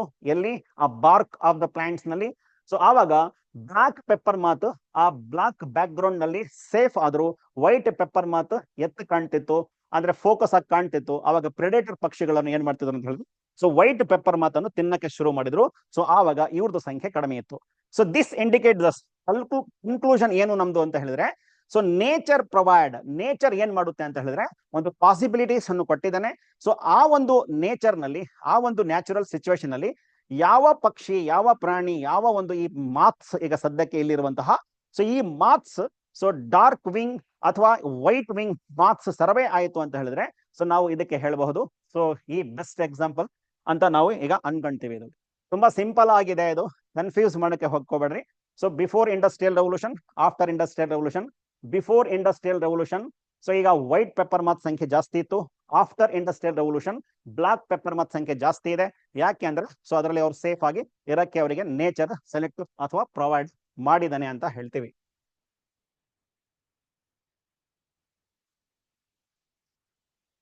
ಈಗ ನಮಗೆ ಇದು ಎರಡು ಡಯಾಗ್ರಾಮ್ಸ್ ಇದೆ, ಇದು ಒಂದೇ ಅಂತಲ್ಲ, ಇದು ಒಂದು, ಇದು ಒಂದು. 6.5 ಇದು 6.6 ನಮ್ಮ NCERT ಟೆಕ್ಸ್ಟ್ ಬುಕ್ ನಲ್ಲಿ ಇರುವಂತಹ ಡಯಾಗ್ರಾಮ್ ಇದು. ಸೊ ಈ ಡಯಾಗ್ರಾಮ್ ಇಂದ ನಾವು ಏನ್ ಹೇಳ್ತೀವಿ ಇದು ಅಂತ ಹೇಳಿದ್ರೆ ಜಸ್ಟ್ ನಾವು ಸೊ ಅಡಾಪ್ಟಿವ್ ರೇಡಿಯೇಷನ್ಸ್ ಬಗ್ಗೆ ಒಂದು ನಾವು ಆರಾಮ್ಸೆ ಒಂದು ಡೆಫಿನೇಷನ್ಸ್ ಅನ್ನು ಇದಕ್ಕೆ ಹೇಳ್ಕೋಬಹುದು. Adaptive radiation. ಅಡಾಪ್ಟಿವ್ ರೇಡಿಯೇಷನ್ ಅಂತ ಹೇಳ್ಬಿಟ್ಟು, ಅಡಾಪ್ಟಿವ್ ರೇಡಿಯೇಷನ್ ಡೆಫಿನೇಷನ್ ಹೇಳೋಕ್ಕಿಂತ ಮುಂಚೆ ನಾವು ಇದರ ಬೀಕ್ ನೋಡ್ಕೊಂತ ಹೋಗೋಣ. ಒಂದು ಪಕ್ಷಿ, ಇದರದ್ದು ಬೀಕ್ ಸ್ಟ್ರಕ್ಚರ್. ಸೊ ಸೆಕೆಂಡ್ ಪಕ್ಷಿ, ಸೊ ಇದರದ್ದು ಬೀಕ್. ಮೂರನೇ ಪಕ್ಷಿ, ಅದರದ್ದು ಬೀಕ್. ಫೋರ್ತ್ ಪಕ್ಷಿ, ಅದರದ್ದು ಬೀಕ್. ಆ ಬೀಕ್ಸ್ ಅನ್ನು ನಾವು ಅಬ್ಸರ್ವ್ ಮಾಡಿದ್ರೆ ಏನಾಗ್ತಾ ಇದೆ ಅಂತ ಹೇಳಿದ್ರೆ, ಆ ಪಕ್ಷಿ ಆ ಬೀಕ್ ಸ್ಟ್ರಕ್ಚರ್ ಚೇಂಜ್ ಇದ್ರೆ ಪಕ್ಷಿ ಅನ್ನು ಸೇಮ್ ಆಗಿ ಇದಾವೆ, ಒಂದೇ ಸ್ಪೀಶೀಸ್ ಇದಾವೆ ಈ ಪಕ್ಷಿಗಳನ್ನು ಅಂತ ನಮಗೆ ಹೇಳ್ತೀವಿ. ಸೊ ಇಂಟ್ರೆಸ್ಟಿಂಗ್ ಫ್ಯಾಕ್ಟ್ಸ್ ಅಲ್ಲಿ ಏನಾಗಿದೆ ಅಂತ ಹೇಳಿದ್ರೆ, so these are the Darwin finches ಅಂತ ಹೇಳ್ಬಿಟ್ಟು, ಆಫ್ಟರ್ ಏನು ನಮ್ಮ ಗ್ಯಾಲಪಗಸ್ ಐಲ್ಯಾಂಡ್ ಅಲ್ಲಿ ಡಾರ್ವಿನ್ ಹೋದ್ಮೇಲೆ ಇದರದ ಹೆಸರು ಡಾರ್ವಿನ್ ಫಿಂಚಸ್ ಅಂತ ಬಂದಿದೆ. ಅದಕ್ಕಿಂತ ಮುಂಚೆ ಇದಕ್ಕೆ ಬ್ಲಾಕ್ ಫಿಂಚಸ್ ಪಕ್ಷಿ ಅಂತ ಹೇಳ್ತಿದ್ವಿ. ಅವರು ಒಂದೇ ಐಲ್ಯಾಂಡ್ ಅಲ್ಲಿ, ಒಂದೇ ಏರಿಯಾದಲ್ಲಿ, ಸೇಮ್ ಏರಿಯಾದಲ್ಲಿ ಬದುಕಿರ್ತಾರೆ. ಅವರು ಇನಿಷಿಯಲಿ ಸ್ಟಾರ್ಟಿಂಗ್ ನಲ್ಲಿ ಸೀಡ್ ಈಟಿಂಗ್ ಹ್ಯಾಬಿಟ್ ಗೆ ಹೊಂದ್ಕೊಂತಾರೆ. They are seed eating habit. ಅವರು ಸೀಡ್ ಅನ್ನು ತಿಂತಾ ಇರ್ತಾರೆ, ಆರಾಮ್ಸೆ ಬದುಕ್ತಾ ಇರ್ತಾರೆ. ಡ್ಯೂ ಟು ಸಮ್ ರೀಸನ್ ಅಲ್ಲಿ ಅವರಿಗೆ ಆಹಾರವನ್ನು ಸಿಕ್ಕಲಿಲ್ಲ ಅಂತ ಹೇಳಿ ಕಾಣಿಸುತ್ತೆ. ಸೊ ಆ ಸಂದರ್ಭಕ್ಕೆ ಆ ಪಕ್ಷಿಗಳನ್ನು ಏನಾಗುತ್ತೆ, ರೇಡಿಯೇಟ್. ನಾವು ಅಡಾಪ್ಟಿವ್ ರೇಡಿಯೇಷನ್ ಅಂದ್ರೆ, ಸೊ ಕೆಲವು ಮಕ್ಕಳು ಬೈ ಚಾನ್ಸ್ ಈ ರೇಡಿಯೇಷನ್ ಅಂದ್ರೆ ಸೋಲಾರ್ ರೇಸ್ ಅಂತ ತಿಳ್ಕೊಂತಾರೆ. 1% 2% ಇರಬಹುದು, ರಿಮೈನಿಂಗ್ ಒಳ್ಳೆ ಮಕ್ಕಳು ಇದ್ದಾರೆ. ಸೊ ಆ ಮಕ್ಕಳಿಗೆ ರೇಡಿಯೇಷನ್ ಅಂತ ಹೇಳಿದ್ರೆ ಇಲ್ಲಿ ಸೊ ಸೋಲಾರ್ ರೇಸ್ ಅಲ್ಲ ಇದು. ಸೊ ಅವರು ಒಂದು ಕಡೆಯಿಂದ, ಸೊ ಒಂದೇ ಕಡೆ ಇದ್ದಿದ್ದು ಬೇರೆ ಬೇರೆ ಕಡೆಗೆ ಹೋಗಿದಾವೆ ಅಂತ ಹೇಳ್ಬಿಟ್ಟು ಸೊ ಈ ಡಯಾಗ್ರಾಮ್ ಅಲ್ಲಿ ಕಾಣಿಸ್ತಾ ಇರ್ತವೆ. ಸೊ ಇದು marsupials, Australian marsupials is a second best examples for the so ಈ ಅಡಾಪ್ಟಿವ್ ರೇಡಿಯೇಷನ್ ಗೆ. ಸೊ ಇಲ್ಲಿ ಮಾರ್ಸುಪಿಯಲ್ಸ್ ಅಂದ್ರೆ ಪೌಚ್ ಅನಿಮಲ್ಸ್. ಸೊ ಇಲ್ಲಿ ಡಾರ್ವಿನ್ ಫಿಂಚಸ್ ಅಂತ ಹೇಳಿದ್ರೆ, ಫಸ್ಟ್ ಇದು ಡಾರ್ವಿನ್ ಫಿಂಚಸ್ ನಾವು ಹೇಳೋಣ. ಈಗ Charles Darwin realise that there were many varieties of the birds, Darwin finches. Many varieties of the Darwin finches ಅಥವಾ ಪಕ್ಷಿಗಳನ್ನು ಅಲ್ಲಿ ಇದ್ದಾವೆ. ಸೊ ಇಲ್ಲಿ ಗ್ಯಾಲಪಗಸ್ ಐಲ್ಯಾಂಡ್ ಅಲ್ಲಿ ಅವನು ಕೇರ್ಫುಲ್ ಆಗಿ ಅಬ್ಸರ್ವ್ ಮಾಡಿದಾಗ ಅವ್ರಿಗೆ ಬೀಕ್ ಸ್ಟ್ರಕ್ಚರ್ ಡಿಫ್ರೆಂಟ್ ಆಗಿದ್ದಾವೆ. ಅವರಿಗೆ ಊಹೆ ಮಾಡ್ಕೊಂತಾನೆ, ಸರ್ಚ್ ಮಾಡ್ಕೊಂತಾನೆ. So initially they are the seed eating variety. So ಒಂದೇ ಸೀಡ್ ಈಟಿಂಗ್ ವೆರೈಟಿಯಿಂದ ಸೊ ಅವ್ರದ್ದು ಸ್ಟ್ರಕ್ಚರ್ ಏನಾಗಿದೆ ಈಗ ಅಂತ ಹೇಳಿದ್ರೆ, ಕೆಲವು ಇನ್ಸೆಕ್ಟ್ಸ್ ಗೆ ಆಹಾರ ಕರೆಕ್ಟ್ ಆಗಿ ಸಿಗ್ಲಿಲ್ಲ ಅಂತ ಹೇಳಿದ್ರೆ ಅವ್ರ ಇನ್ಸೆಕ್ಟ್ಸ್ ಅನ್ನು ತಿನ್ನಕ್ಕೆ ಶುರು ಮಾಡ್ತಾರೆ, ಇನ್ಸೆಕ್ಟಿವರಸ್ ಆಗ್ತಾರೆ. ಇನ್ ಕೆಲವು ಪಕ್ಷಿಗಳನ್ನು ಏನ್ ಮಾಡ್ತಾರೆ, ಫ್ರೂಟ್ ಈಟಿಂಗ್ ಗೆ ಹೋಗ್ತಾರೆ. ಅವರಿಗೆ ವೆಜಿಟೇರಿಯನ್ ಅಥವಾ ಫ್ರೂಟ್ ಈಟಿಂಗ್ ಎಬಿಲಿಟಿಗೆ ಅವ್ರದ್ದು ಬೀಕ್ ಅದಕ್ಕೆ ಹೊಂದ್ಕೊಳ್ಳುತ್ತೆ. ಇನ್ ಕೆಲವರು ಮೀಟ್ ಈಟಿಂಗ್ ವೆರೈಟಿ, ಸೊ ಮಾಂಸ ತಿನ್ನಕ್ಕೆ ಯಾವ್ದು ಶುರು ಮಾಡ್ತಾರೆ, ಅವರಿಗೆ ಬೀಕ್, ಈ ಸ್ಟ್ರಕ್ಚರ್ ಚೇಂಜ್ ಆಗುತ್ತೆ. ಅದಕ್ಕೆ ಸೊ ಈ ಡೆಫಿನೇಷನ್ಸ್ ನಾವು ಇದಕ್ಕೆ ಯಾವ ರೀತಿ ಹೇಳ್ಕೋಬಹುದು ಅಂತ ಹೇಳಿದ್ರೆ, ಫಸ್ಟ್ ಇಲ್ಲಿಗೆ the process of evolution of different species, the process of evolution of different species. So starting from a point and radiating to the different places of a geographical habitat is called as a adaptive radiations ಅಂತ ಹೇಳ್ತೀವಿ. ಈ process ಅಲ್ಲಿ ಏನಾಗ್ತಾ ಇದೆ ಅಂತ ಹೇಳಿದ್ರೆ, so evolution of different species ಬರ್ತಾ ಇದಾವೆ in a given geographical area. ಒಂದೇ ಜೋಗ್ರಫಿಕಲ್ ಏರಿಯಾದಲ್ಲಿ ಇರುವಂತಹ ಸೊ ಒಂದೇ ತರಹದ ಫಸ್ಟ್ ಸ್ಪೀಶೀಸ್ ಅನ್ನು ಏನಾಗ್ತಾ ಇರೋದು, ಸ್ಟಾರ್ಟಿಂಗ್ ಫ್ರಮ್ ಎ ಪಾಯಿಂಟ್, ಒಂದೇ ಪಾಯಿಂಟ್ ಅಲ್ಲಿ ಇದೆ. ಇದು ಆಸ್ಟ್ರೇಲಿಯಾ ಬರೀ ಅಷ್ಟೇ ಕಾಂಟಿನೆಂಟ್, ಆಸ್ಟ್ರೇಲಿಯಾ ಕಾಂಟಿನೆಂಟ್. ಇದು ಗ್ಯಾಲಪಗೋಸ್ ಐಲ್ಯಾಂಡ್ ಅಲ್ಲಿ ಮಾತ್ರ ಇದು. ಸ್ಟಾರ್ಟಿಂಗ್ ಫ್ರಮ್ ಎ ಪಾಯಿಂಟ್ ಅಂತ ಹೇಳ್ತಾರೆ and literally radiating to the other areas of geographical habitat is called as a adaptive radiations ಅಂತ ಹೇಳ್ಬಿಟ್ಟು. What is adaptive radiation, give example ಅಂತ question ಕೇಳಿದ್ರೆ ಡೆಫಿನೇಷನ್ ಹೇಳಬೇಕು. ಅದರ ನಂತರ ಡಾರ್ವಿನ್ ಫಿಂಚಸ್ ಒಂದು ಎಕ್ಸಾಂಪಲ್, ಮತ್ತೆ ಆಸ್ಟ್ರೇಲಿಯನ್ ಮಾರ್ಸುಪಿಯಲ್ಸ್, ಮತ್ತೆ ಪ್ಲಾಸೆಂಟಲ್ ಮ್ಯಾಮಲ್ಸ್ ಅಂತ ಬೇಕಾದ್ರೆ ಹೇಳ್ಕೋಬಹುದು. ಇದು 3 ಎಕ್ಸಾಂಪಲ್ಸ್ ನೀವು ಇಲ್ಲಿ ಹೇಳ್ತೀರಾ. ಸೊ ಇದರಲ್ಲಿ ಯಾವ್ದು ತರಹದ ಸಮಸ್ಯೆ ಇರಲ್ಲ, ಡೈರೆಕ್ಟ್ ಕ್ವಶನ್ಸ್ ಇರಬಹುದು. ಸೊ ಆವಾಗ ನೀವು ಡೆಫಿನೇಷನ್ ಬರೆದು ವಾಟ್ ಈಸ್ ಅಡಾಪ್ಟಿವ್ ರೇಡಿಯೇಷನ್ಸ್ ಮತ್ತೆ ಅದು ಎಕ್ಸಾಂಪಲ್ಸ್ ಅನ್ನು ಬರೀತೀರಾ. ಈಗ ನೆಕ್ಸ್ಟ್ ನಾವು ಸ್ವಲ್ಪ ಹೊಂದ್ಕೊಂಡ್ರೆ, ಈಗ ಎವಿಡೆನ್ಸಸ್ ಆಫ್ ದ ಎವಲ್ಯೂಷನ್ ನಾವು ಚರ್ಚೆ ಮಾಡ್ತಿದ್ವಿ. ಪೇಲಿಯಂಟಾಲಜಿಕಲ್ ಎವಿಡೆನ್ಸ್ ಅಂತ ಹೇಳ್ಬಿಟ್ಟು. ಸೊ ಪೇಲಿಯಂಟಾಲಜಿ ಅಂತ ಹೇಳಿದ್ರೆ it is A branch of the biology deals the study of the fossils ಅಂತ. ಸೊ ಫಾಸಿಲ್ ಫಾರ್ಮ್ಸ್ ಇಂದ ನಾವು ಸೈನೋಬ್ಯಾಕ್ಟೀರಿಯಾ ಫಸ್ಟ್ ಫಾಸಿಲ್ಸ್ ಡಿಸ್ಕವರ್ ಆಗಿದ್ದು ಆಸ್ಟ್ರೇಲಿಯಾ ರೀಜನ್ ನಲ್ಲಿ. ಸೊ ಆರ್ಕಿಯನ್ ರೀಜನ್ ಅಂತ ಹೇಳ್ಬಿಟ್ಟು ತೋರಿಸಿದ್ದೆ ಇದಕ್ಕಿಂತ ಒಂದು 5 ನಿಮಿಷ ಹಿಂದೆ. ಸೊ ಈಗ ನಾವು ಈ ಡಯಾಗ್ರಾಮ್ಸ್ ಅನ್ನು ನೋಡಿದಾಗ ನಮ್ಮ ಇದು ದಾವಣಗೆರೆ ಡಿಸ್ಟ್ರಿಕ್ಟ್ ನ ಸೊ ನಮ್ಮ ಪ್ರಾಕ್ಟಿಕಲ್ ಮ್ಯಾನ್ಯೂಲ್ ಅಲ್ಲಿ ಇರುವಂತಹ ಡಯಾಗ್ರಾಮ್ಸ್, ಇದು NCERT ನಲ್ಲಿ ಇರುವಂತಹ ಡಯಾಗ್ರಾಮ್ಸ್. ಈಗ ಸಮಯದ ಕೊರತೆ ಇರೋದರಿಂದ ನಾವು ಇದೇ ಇಂಪಾರ್ಟೆಂಟ್ ಆಗಿ ಸ್ವಲ್ಪ ವಿಚಾರವನ್ನು ರೈಟಿಂಗ್ ಇಲ್ದಂಗೆ ಹೇಳ್ತೀನಿ. ಮ್ಯಾನ್, ಚೀತಾ, ವೇಲ್ ಮತ್ತು ಬ್ಯಾಟ್. ಸೊ ಇಲ್ಲಿ ವರ್ಟಿಬ್ರೇಟ್ಸ್, ಇವರೆಲ್ಲರೂ ವರ್ಟಿಬ್ರೇಟ್ಸ್ ಅಂದ್ರೆ ಬ್ಯಾಕ್ ಬೋನ್ ಇರುವಂತಹ ಆರ್ಗ್ಯಾನಿಸಮ್ಸ್ ಅಥವಾ animals. Man, cheetah, whale, bat. ಇವ್ರದ್ದು ಎಲ್ಲಾ ಬೋನ್ ಸ್ಟ್ರಕ್ಚರ್ ನಾವು ನೋಡಿದ್ರೆ ಎಲ್ಲದರಲ್ಲಿ ಏನಿದೆ ಅಂತ ಹೇಳಿದ್ರೆ so humerus, radius, ulna, carpals, metacarpals and phalanges ಈ ಬೋನ್ಸ್ ಅನ್ನು ಇದಾವೆ. Humerus, radius, ulna, carpals, metacarpals and phalanges. ಈ ಮ್ಯಾನ್ ನಲ್ಲಿನೂ ಕೂಡ ಬೋನ್ಸ್ ಇದಾವೆ, ಚೀತಾನಲ್ಲಿ ಇದೆ, ವೇಲ್ ನಲ್ಲಿ ಇದೆ, ಮತ್ತೆ ಬ್ಯಾಟ್ ನಲ್ಲಿ ಇದೆ. ಆದ್ರೆ ಈ ಆರ್ಗ್ಯಾನಿಸಮ್ಸ್ ಇದು ನಾವು ಬೋನ್ಸ್ ಅನ್ನು ಸ್ಟ್ರಕ್ಚರ್ ಅಬ್ಸರ್ವ್ ಮಾಡಿದಾಗ ಅವ್ರದ್ದು ಸ್ಟ್ರಕ್ಚರ್ ಸೇಮ್ ಇದೆ, ಅವ್ರದ್ದು ಆರಿಜಿನ್ ಸೇಮ್ ಇದೆ. ಆದ್ರೆ ಅವ್ರ ಕೆಲಸ ಮಾಡೋದು ನಾವು ನೋಡಿದ್ರೆ ಮ್ಯಾನ್ ಏನಕ್ಕೆ ಮಾಡ್ತಾನೆ ಅಂತ ಹೇಳಿದ್ರೆ ಅವ್ರದ್ದು ಸೊ ವಾಕಿಂಗ್ ಪರ್ಪಸ್ ಅಥವಾ ಅವ್ರಿಗೆ ಫೋರ್ ಲಿಂಬ್ ಇದ್ರೆ ಕೈ ಇದ್ರೆ ಬೇರೆ ಆಕ್ಟಿವಿಟೀಸ್ ಗೆ, ಚೀತಾ ಒಂದು ಬೇರೆ ಫಂಕ್ಷನ್ ಗೆ ಯೂಸ್ ಮಾಡ್ಕೊಂತಾನೆ, ವೇಲ್ ಸ್ವಿಮ್ಮಿಂಗ್ ಪರ್ಪಸ್ ಗೆ, ಬ್ಯಾಟ್ ಯಾಕೆ ಯೂಸ್ ಮಾಡ್ಕೊಂತಾನೆ ಅಂದ್ರೆ ಫ್ಲೈಯಿಂಗ್ ಪರ್ಪಸ್ ಗೆ. ಇಲ್ಲಿಂದ ನಾವು ಒಂದೇ ಆನ್ಸರ್ ಅನ್ನು ಹೇಳಬಹುದು, the organs whose structure and origin is same but they perform the different functions are called homologous organs ಅಂತ. ಸೊ ನಾವು ಇದು ಹೋಮೋಲಗಸ್ ಆರ್ಗನ್ಸ್ ಗೆ ಎಕ್ಸಾಂಪಲ್ಸ್ ಆಗಿ ತಗೋಬಹುದು. ಸೊ ಈಗ ಆಮೇಲೆ ಇಲ್ಲಿ ಪ್ಲಾಂಟ್ ಎಕ್ಸಾಂಪಲ್ ಇದೆ ನಮಗೆ, ಬೋಗಿನ ವಿಲ್ಲ ಅಂತ ಇದೆ, ನೆಕ್ಸ್ಟ್ ಒಂದು ಕುಕುರ್ಬಿಟ. ಸೊ ಬೋಗಿನ ವಿಲ್ಲೆ ನಲ್ಲಿ ಒಂದು ಟೆಂಡ್ರಿಲ್, ಕುಕುರ್ಬಿಟನಲ್ಲಿ ಒಂದು ಟೆಂಡ್ರಿಲ್ ಫಾರ್ಮೇಶನ್ ಆಗುತ್ತೆ. The structure and origin of the tendril is from the axial bud ಅಂತ ಕರಿತೀವಿ. ಆ ಆಕ್ಸಿಯಲ್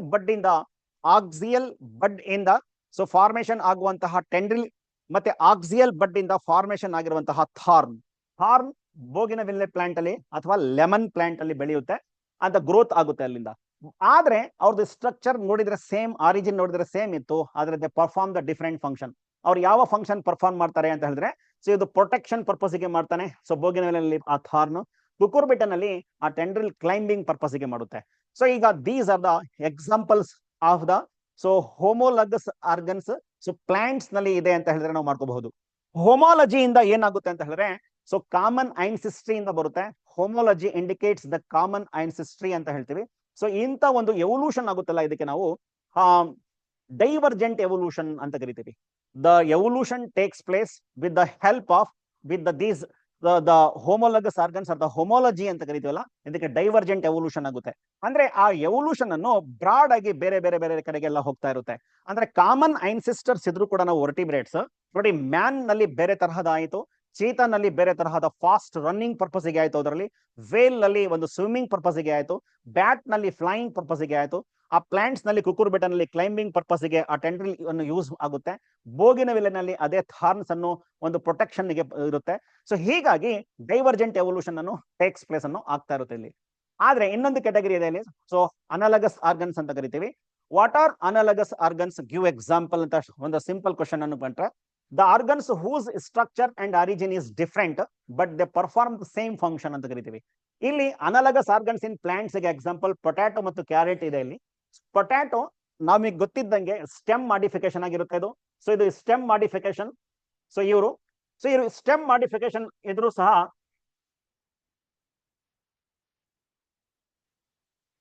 ಈಗ ಗೊತ್ತಾಗ್ತಾ ಇದೆ ಇಲ್ಲಿ. ಸೊ ಕ್ಯಾರೆಟ್ ನಲ್ಲಿ ನಾವು ಏನ್ ನೋಡ್ತೀವಿ ಅಂತ ಹೇಳಿದ್ರೆ ಇದು ರೂಟ್ ಮಾಡಿಫಿಕೇಶನ್ ಅಂತ ಕರಿತೀವಿ. ಇದು ರೂಟ್ ಮಾಡಿಫಿಕೇಶನ್ ಕ್ಯಾರೆಟ್, ಆದ್ರೆ ಇದು ಏನಾಗ್ತಾ ಇದೆ ಅಂತ ಹೇಳಿದ್ರೆ ಸೊ ಸ್ಟೆಮ್ ಮಾಡಿಫಿಕೇಶನ್. ಇದು potato is a stem modification and carrot is a root modification.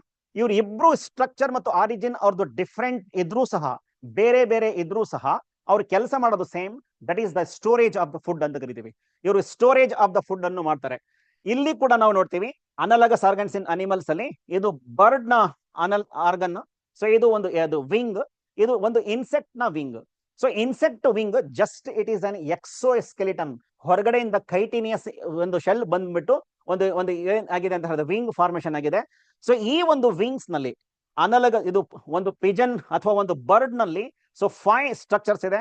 ಆ ಬೋನ್ಸ್ ನ ಹೆಸರು ಹ್ಯೂಮರಸ್ ಇರಬಹುದು, humerus, radius, ulna, carpals, metacarpals and phalanges. So humerus, radius, ulna, carpal, metacarpal, phalanges ಇಷ್ಟೆಲ್ಲ ಬೋನ್ಸ್ ಅನ್ನು ಈ ಒಂದು ಇದರಲ್ಲಿ ಇದೆ. ಅವ್ರದ್ದು ಸ್ಟ್ರಕ್ಚರ್ ಬೇರೆ, ಯಾವ್ದು ವಿಂಗ್ ನಲ್ಲಿ ಇರುವಂತಹ ಸ್ಟ್ರಕ್ಚರ್ ಬೇರೆ, ಈ ಒಂದು ಇನ್ಸೆಕ್ಟ್ಸ್ ನಲ್ಲಿ ಇರುವಂತಹ ವಿಂಗ್ ನ ಸ್ಟ್ರಕ್ಚರ್ ಬೇರೆ. ಅವರು ಡಿಫ್ರೆಂಟ್ ಇದ್ರು ಸಹ ಒಂದೇ ಕೆಲಸ ಮಾಡ್ತಾರೆ. ದಟ್ ಕೆಲಸ ಯಾವುದು, ಆ ಫಂಕ್ಷನ್ ಯಾವುದು ಅಂತ ಹೇಳಿದ್ರೆ ಸೊ ಫ್ಲೈಯಿಂಗ್ ಅಂತ ಹೇಳ್ತೀವಿ. ಸೊ ಹೀಗಾಗ್ಬಿಟ್ಟು ನಾವು ಸೊ ಈ ಒಂದು ಕಾನ್ಸೆಪ್ಟ್ ಗೆ ಬರ್ತೀವಿ. ಸೊ ಅನಲಗಸ್ ಆರ್ಗನ್ಸ್ ಇಂದ ಕನ್ವರ್ಜೆಂಟ್ ಎವಲ್ಯೂಷನ್ ಆಗುತ್ತೆ ಅಂತ ಹೇಳ್ಬಿಟ್ಟು, ಅನಲಗಸ್ ಆರ್ಗನ್ಸ್ ಇಂದ ಕನ್ವರ್ಜೆಂಟ್ ಎವಲ್ಯೂಷನ್ ಆಗುತ್ತೆ, ಹೋಮೋಲಗಸ್ ಆರ್ಗನ್ಸ್ ಇಂದ ಡೈವರ್ಜೆಂಟ್ ಎವಲ್ಯೂಷನ್ ಆಗುತ್ತೆ. ಒಂದು ವಿಡಿಯೋ ಚೆನ್ನಾಗಿ ಸಿಕ್ಕಾಬಟ್ಟೆ ಚೆನ್ನಾಗಿದ್ರೆ ಚಾನಲ್ HD ಚಾನಲ್ ಅಂತ ಕರಿತೀವಿ, ಅದು ಬೇಕಾದ್ರೆ ನೀವು ಕಾನ್ಸೆಪ್ಟ್ ಅನ್ನು ಇಟ್ಕೋಬಹುದು ಅಂತ ನಾನು ಅನ್ಕೊಂಡಿದ್ದೀನಿ.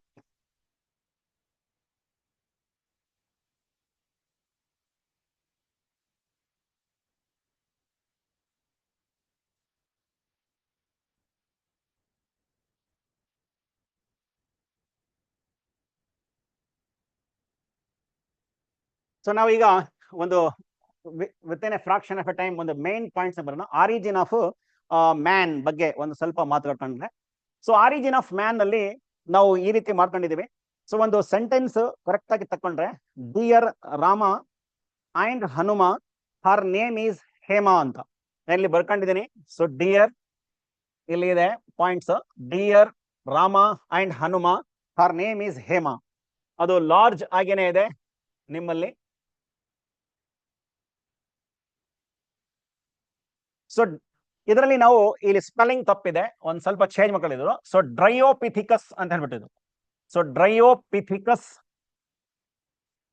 ಸೊ ಡಿಯರ್ ಡಿ ಇಂದ ಡ್ರಯೋಪಿಥಿಕಸ್, ರಾಮ ಆರ್ ಇಂದ ನಮಗೆ ರಾಮಪಿಥಿಕಸ್ ಅಂಡ್ ಎ ಇಂದ ಆಸ್ಟ್ರಲೋಪಿಥಿಕಸ್. ಸೊ ಇಲ್ಲಿ ಹನುಮ ಅಂತ ಹೇಳಿದ್ರೆ ಇಲ್ಲಿ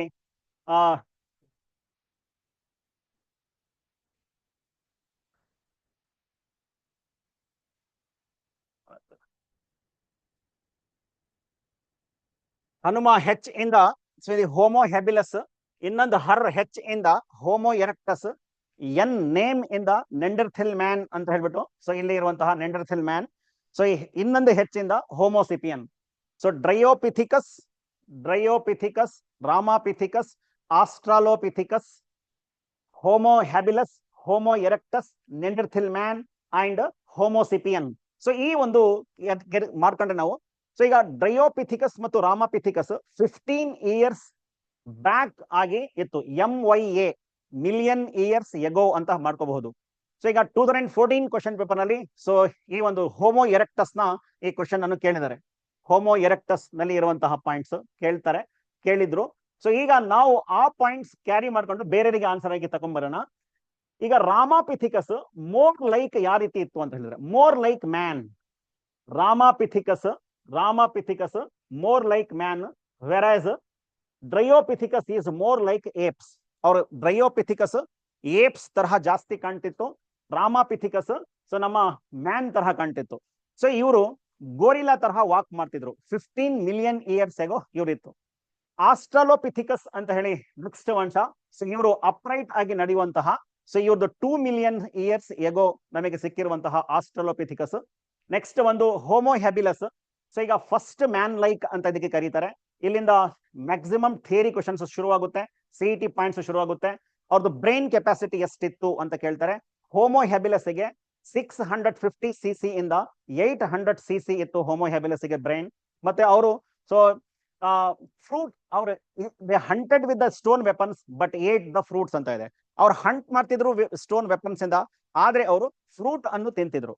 ಸೊ ಇದು ಬೇಸಿಕ್ ಐಡಿಯಾಸ್. ಹಂಟ್ ಮಾಡಿದ್ರು ಅಂದ ತಕ್ಷಣನೇ ಆ ಮಕ್ಕಳಲ್ಲಿ ಏನ್ ಬರುತ್ತೆ, ಅವ್ರು ಮಾಂಸ ತಿಂತಿದ್ರು ಅಂತ ಬರುತ್ತೆ. ಸಾರಿ, ಇಲ್ಲಿ ಇವರು ಮಾಂಸ ತಿಂತಿರ್ಲಿಲ್ಲ, ಫ್ರೂಟ್ಸ್ ಅನ್ನು ತಿಂತಿದ್ರು. Homo habilis hunted but not eat the fruit. Homo erectus 1.5 million years ago ಇತ್ತು. ಸೊ ಇವ್ರದ್ದು ಬ್ರೈನ್ ಕೆಪಾಸಿಟಿ 900 cc. ಸೊ ಇವ್ರು ಪ್ರೊಬೆಬಲಿ ಏಟ್ ಮೀಟ್ ಅಂತ ಇದೆ, ಪ್ರೊಬೆಬಲಿ ಅಂತ ಇದೆ. ಅದೇ ರೀತಿ ನೆಂಡರ್ಥೆಲ್ ಮ್ಯಾನ್ ಅಂತ ಇದೆ. ಇವರು 40,000 ಇಯರ್ಸ್ ಇಂದ, ಸೊ ಇವರು 1,00,000 ಇಯರ್ಸ್. ಸೊ ಆ ಒಂದು ಸಂದರ್ಭಕ್ಕೆ ಇವರು ಕಾಣ್ತಿತ್ತು. ಇವ್ರದ್ದು ಬ್ರೈನ್ ಕೆಪಾಸಿಟಿ 1400 cc ಇದೆ. They use to hide and protect their body. ಇಲ್ಲಿ ಕ್ಯಾರೆಕ್ಟರ್ಸ್ ಅನ್ನು ಕೇಳಬಹುದು 2 ಮಾರ್ಕ್ಸ್ ಗೆ. ಮತ್ತೆ ಬೇರೆದು, ಇವರು ತನ್ನ ಪ್ರೊಟೆಕ್ಷನ್ ಗೆ ಕ್ಯಾವ್ಸ್ ನಲ್ಲಿ, ಗುಹೆ ನಲ್ಲಿ ಅವರು ಪ್ರೊಟೆಕ್ಷನ್ ಮಾಡಿ ಇಟ್ಕೊಂತಿದ್ರು. ಮತ್ತೆ ಅವ್ರ ರಿಲೇಷನ್ ನಲ್ಲಿ ರಿಲೇಟಿವ್ಸ್ ಯಾರು ಸತ್ ಹೋಗ್ತಿದ್ರೆ, ತೀರ್ಕೊಂತಿದ್ರೆ ಅವರಿಗೆ ಮಣ್ಣು ಮಾಡ್ತಿದ್ರು. ದೇ ಬರೀಡ್ ದರ್ ಬಾಡೀಸ್ ಅಂತ ಇದೆ. ಸೊ ಇವ್ರದ್ದು ಕ್ಯಾರೆಕ್ಟರ್ಸ್ ಆಗಿ ನೆಂಡರ್ಥೆಲ್ ಮ್ಯಾನ್ ಚೆನ್ನಾಗಿ ಅಲ್ಲಿ ಕಾಣಿಸುತ್ತೆ. ನೆಂಡರ್ಥೆಲ್ ಮ್ಯಾನ್ ನ ಕ್ಯಾರೆಕ್ಟರಿಸ್ಟಿಕ್ ಫೀಚರ್ ಏನು, 1400 cc ಬ್ರೈನ್ ಕೆಪಾಸಿಟಿ ಇದೆ. ಅವರು ಹೈಡ್ ತನ್ನ ಬಾಡಿ ಪ್ರೊಟೆಕ್ಟ್ ಮಾಡ್ಕೊಂತಿದ್ರು ಎಲ್ಲಿ, ಗುಹೆಗಳಲ್ಲಿ, ಕ್ಯಾವ್ಸ್ ಅಲ್ಲಿ. ಮತ್ತೆ ಅವ್ರು ಏನ್ ಮಾಡ್ತಿದ್ರು ಅಂತ ಹೇಳಿದ್ರೆ, ಬರೀ ಯಾರನ್ನೇ ಸತ್ ಹೋಗ್ತಿದ್ರೆ ಡೆಡ್ ಬಾಡೀಸ್ಗೆ ಬರಿ ಮಾಡ್ತಿದ್ರು. ಲಾಸ್ಟ್ ಗೆ ಹೋಮೋಸಿಪಿಯನ್ ಇವರು 10,000 ಟು ಸೊ ಈಗ ಇತ್ತೀಚೆಗೆ ಈಗ 40,000 ಬ್ಯಾಕ್, 75,000 ಬ್ಯಾಕ್. ಸೊ ಇದು ತಪ್ಪಿದೆ ಇಲ್ಲಿ. ಸೊ ಇದು ಇಲ್ಲಿ 75,000 10,000ದಿಂದ 75,000 ವರ್ಷಗಳ ಹಿಂದೆ ಇದು ಕಾಣ್ತಿತ್ತು ಇವರು ಹೋಮೋಸಿಪಿಯನ್ಸ್. ಸೊ ಇವ್ರದ್ದು ಬ್ರೈನ್ ಕೆಪಾಸಿಟಿ 1400 cc ಇದೆ. ಇವರು ಮಾಡರ್ನ್ ಮ್ಯಾನ್ ಅರೋಸ್ ಇದೆ. ಪ್ರೀ ಹಿಸ್ಟಾರಿಕ್ ಕ್ಯಾವ್ ಆರ್ಟ್ ಡೆವಲಪ್ ಆಗಿದೆ. ಮಧ್ಯಪ್ರದೇಶ್ ಬಹಳ ಫೇಮಸ್. ಬಿಂಬಿಟ್ಕಾ ಅಂತ ಹೇಳ್ಬಿಟ್ಟು ಒಂದು ಪ್ಲೇಸ್ ಇದೆ, ಬಿಂಬಿಟ್ಕಾ ಅಂತ. ಅಲ್ಲಿ ರ್ಯಾಕ್ ಶೆಲ್ಟರ್ ಒಂದು ರೈಸನ್ ಡಿಸ್ಟ್ರಿಕ್ಟ್ ನಲ್ಲಿ ಕಾಣ್ತಾ ಇದೆ. ಪೇಂಟ್ಸ್ ಎಲ್ಲ ಮಾಡ್ತಿದ್ರು. Agriculture was came into existence after 10,000 years back. So ಈ ರೀತಿ ಒಂದು ಸಂಕ್ಷಿಪ್ತವಾಗಿ ಇದೆ ಕನ್ಕ್ಲೂಷನ್ ಮಾಡಬೇಕು ಅಂತ ಹೇಳಿದ್ರೆ, ಸೊ ಗ್ರಾಜುವಲ್ ಎವಲ್ಯೂಷನ್ ಆಗ್ಬಿಟ್ಟು ಈಗ ನಾವು ಅಟ್ ಪ್ರೆಸೆಂಟ್ ಬಂದಿರುವಂತಹ ಮನುಷ್ಯಕ್ಕೆ ಬರಬೇಕಾದ್ರೆ ಇದು ಕೇವಲ ಒಂದಿನ, 1 ವರ್ಷ, 10 ವರ್ಷದಲ್ಲ, ಮಿಲಿಯನ್ಸ್ ಟುಗೆದರ್ ವರ್ಷಗಳ ಕಾಲ ಆದ ನಂತರ ಈ ಮನುಷ್ಯ ಇವಾಲ್ವ್ ಆಗ್ತಾನೆ ಅಂತ ಹೇಳ್ಬಿಟ್ಟು ಇಲ್ಲಿ ಬೇಸಿಕಲಿ ಒಂದು ಫಿಸಿಕ್ಸ್ ನ ಸೈಂಟಿಫಿಕ್ ಬಿಗ್ ಬ್ಯಾಂಗ್ ಥಿಯರಿಯಿಂದ ಹಿಡಿದು ಸೊ ಮಾಡರ್ನ್ ಈಗ ಎವಲ್ಯೂಷನ್ ಥಿಯರಿ, ಕೆಮಿಕಲ್ ಎವಲ್ಯೂಷನ್ ಥಿಯರಿಗೆ ಬಂದಿದ್ದಾರೆ. ಅಲ್ಲಿ ಸ್ವಲ್ಪ ಎವಿಡೆನ್ಸಸ್ ಅನ್ನು ಕೇಳ್ಕೊಂಡಿದ್ದಾರೆ, ಹೋಮಾಲಜಿ, ಹೋಮಲಗಸ್ ಆರ್ಗನ್ಸ್ ಇಂದ ಮತ್ತೆ ಅನಲಗಸ್ ಆರ್ಗನ್ಸ್ ಇಂದ. ಫೈನಲ್ ಆಗಿ ಅವ್ರು ಮಾಡ್ಕೊಂಡಿರೋದು ಏನು, ಸೊ ಆರಿಜಿನ್ ಆಫ್ ಮ್ಯಾನ್, ನಾವು ಹೆಂಗೀಗ ಬಂದಿದೀವಿ ಅಂತ ಹೇಳ್ತಾರೆ. ಈಗ ಆರಿಜಿನ್ ಆಫ್ ಬಂದಿರುವಂತಹ ಮನುಷ್ಯ ಅಂತ ಹೇಳಿದ್ರೆ so Dryopithecus, so next Ramapithecus, Australopithecus, ಆಮೇಲೆ Homo habilis, Homo erectus, Neanderthal man ಮತ್ತೆ ಹೋಮೋಸಿಪಿಯನ್ ಆಗಿ ಬಂದಿರುವಂತಹ. ಸೊ ಈ ಕಾನ್ಸೆಪ್ಟ್ ಅನ್ನು ನೀವು ಚೆನ್ನಾಗಿ ನೋಡ್ಕೊಂತೀರಾ. ಮತ್ತೆ ಅಲ್ಲಿ ಮಿಲಿಯನ್ಸ್ ಇಯರ್ಸ್ ಬ್ಯಾಕ್ ನ ವರ್ಷ ಇರುತ್ತೆ, ಟೈಮ್ ಪೀರಿಯಡ್ ಅಂತ ಕ್ವಶನ್ ಕೇಳ್ತಾರೆ, ಬ್ರೈನ್ ಕೆಪಾಸಿಟಿ ಅಂತ ಪೀರಿಯಡ್ ಕೇಳ್ತಾರೆ. ನೆಂಡರ್ಥೆಲ್ ಮ್ಯಾನ್ ನಲ್ಲಿ ಬರೀಡ್ ಮಾಡಿರುವಂತಹ ಡೆಡ್ ಬಾಡೀಸ್ ಗೆ ಪಾಯಿಂಟ್ ಕಾನ್ಸೆಪ್ಟ್ ನೆನ್ಪಿಟ್ಕೋಬೇಕು. ಅಲ್ಲಿ ಅವ್ರು ಹಂಟೆಡ್ ಮಾಡಿದ್ದು ಫಸ್ಟ್ ಮ್ಯಾನ್ ಲೈಕ್ ಯಾರು ಅಂತ ಒಂದು ಕ್ವಶನ್ ಕೇಳಿದ್ರೆ. ಆಮೇಲೆ ಜಾವಾಸ್ ಅಂತ ಹೇಳಿ ಒಂದು ಇದಿದೆ ಪ್ಲೇಸ್, ಒಂದು ಜಾಪಾನ್ ಇದರಲ್ಲಿ. ಸೊ ಅಲ್ಲಿ 1891 ನಲ್ಲಿ ಫಾಸಿಲ್ ಸಿಕ್ಕಿರೋದು ಯಾರ್ದು ಅಂತ ಒಂದು ಕ್ವಶನ್ ಅದರಲ್ಲಿ ಕೇಳ್ತಾ ಇರ್ತಾರೆ. ಸೊ ಆ ರೀತಿ ಸೊ ಹೋಮೋಲಗಸ್ ಆರ್ಗನ್ಸ್ ಇಂದ ಎಂತ ಎವಲ್ಯೂಷನ್ ಆಗುತ್ತೆ ಅಂತ ಕ್ವಶನ್ ಕೇಳ್ತಾರೆ, ಡೈವರ್ಜೆಂಟ್ ಎವಲ್ಯೂಷನ್ ಅಂತ ಹಾಕಬಹುದು. ಈಗ ಅನಲಗಸ್ ಆರ್ಗನ್ಸ್ ಇಂದ ಎಂತ ಎವಲ್ಯೂಷನ್ ಆಗುತ್ತೆ ಅಂದ್ರೆ ಕನ್ವರ್ಜೆಂಟ್ ಎವಲ್ಯೂಷನ್ ಅಂತ ಹೇಳಬಹುದು. ಸೊ ಅದಕ್ಕೆ difference between convergent and divergent evolution ಅಂತ ಡಿಫರೆನ್ಸಸ್ ಅನ್ನು ಕೇಳ್ಕೋಬಹುದು ಇದರಲ್ಲಿ ಥಿಯರಿ ಬೇಸಿಸ್ ನಲ್ಲಿ. ಸೊ ನೀಟ್ ಬೇಸಿಸ್ ನಲ್ಲಿ ನಮಗೆ ಸೊ ಆಲ್ಫ್ರೆಡ್ ವ್ಯಾಲೇಸ್ ಯಾವ ಐಲ್ಯಾಂಡ್ ಗೆ ಹೋಗಿದ್ದ, ಚಾರ್ಲ್ಸ್ ಡಾರ್ವಿನ್ ಕಾನ್ಸೆಪ್ಟ್ ಗೊತ್ತಿರುತ್ತೆ, ಅದು ನಾವು ಮರಿತೀವಿ. ಪ್ಲೀಸ್ ಅದೊಂದು ಕಾನ್ಸೆಪ್ಟ್ ಮಾಡ್ಕೊಳ್ರಿ ನೀವು, ಮ್ಯಾಲೆ ಆರ್ಕಿಪೆಲಗೋ ಅಂತ ಹೇಳ್ಬಿಟ್ಟು. ಆಮೇಲೆ ಹಿಗೋ ಡಿವಿರಿಸ್ ಅನ್ನು ಮ್ಯೂಟೇಶನ್ ಥಿಯರಿ ಎಕ್ಸ್ಪ್ಲೇನ್ ಮಾಡಿದ್ದು, ಅವ್ರದ್ದು ಪ್ಲಾಂಟ್ ನ ಹೆಸರು ಯಾವುದು ಅಂತ ಕೇಳ್ತಾರೆ, ಅವಾಗ ಯೂನಿಂಗ್ ಪ್ರೈಮ್ ರೋಸ್ ಅಂತ ಆ ಒಂದು ಕಾನ್ಸೆಪ್ಟ್ ಪಾಯಿಂಟ್ ಅನ್ನು ಮಾಡ್ಕೊಳ್ರಿ. ಸೊ ಉಳಿದಿದ್ದು ಕಾನ್ಸೆಪ್ಟ್ ಸೊ ಥಿಯರೀಸ್ ನಲ್ಲಿ ಮತ್ತೆ ಸೊ ಸಿಟಿ ಮತ್ತೆ ನೀಟ್ ಕಾನ್ಸೆಪ್ಟ್ ಅನ್ನು ನೋಡ್ಕೊಂತೀರಾ ಅಂತ ಹೇಳ್ಬಿಟ್ಟು ಸೊ ನಾನೀಗ ಕ್ಲಾಸ್ ಅನ್ನು ಎಂಡ್ ಮಾಡ್ತೀನಿ. ಸೊ ಈಗ ಎಲ್ಲರಿಗೂ ಧನ್ಯವಾದ.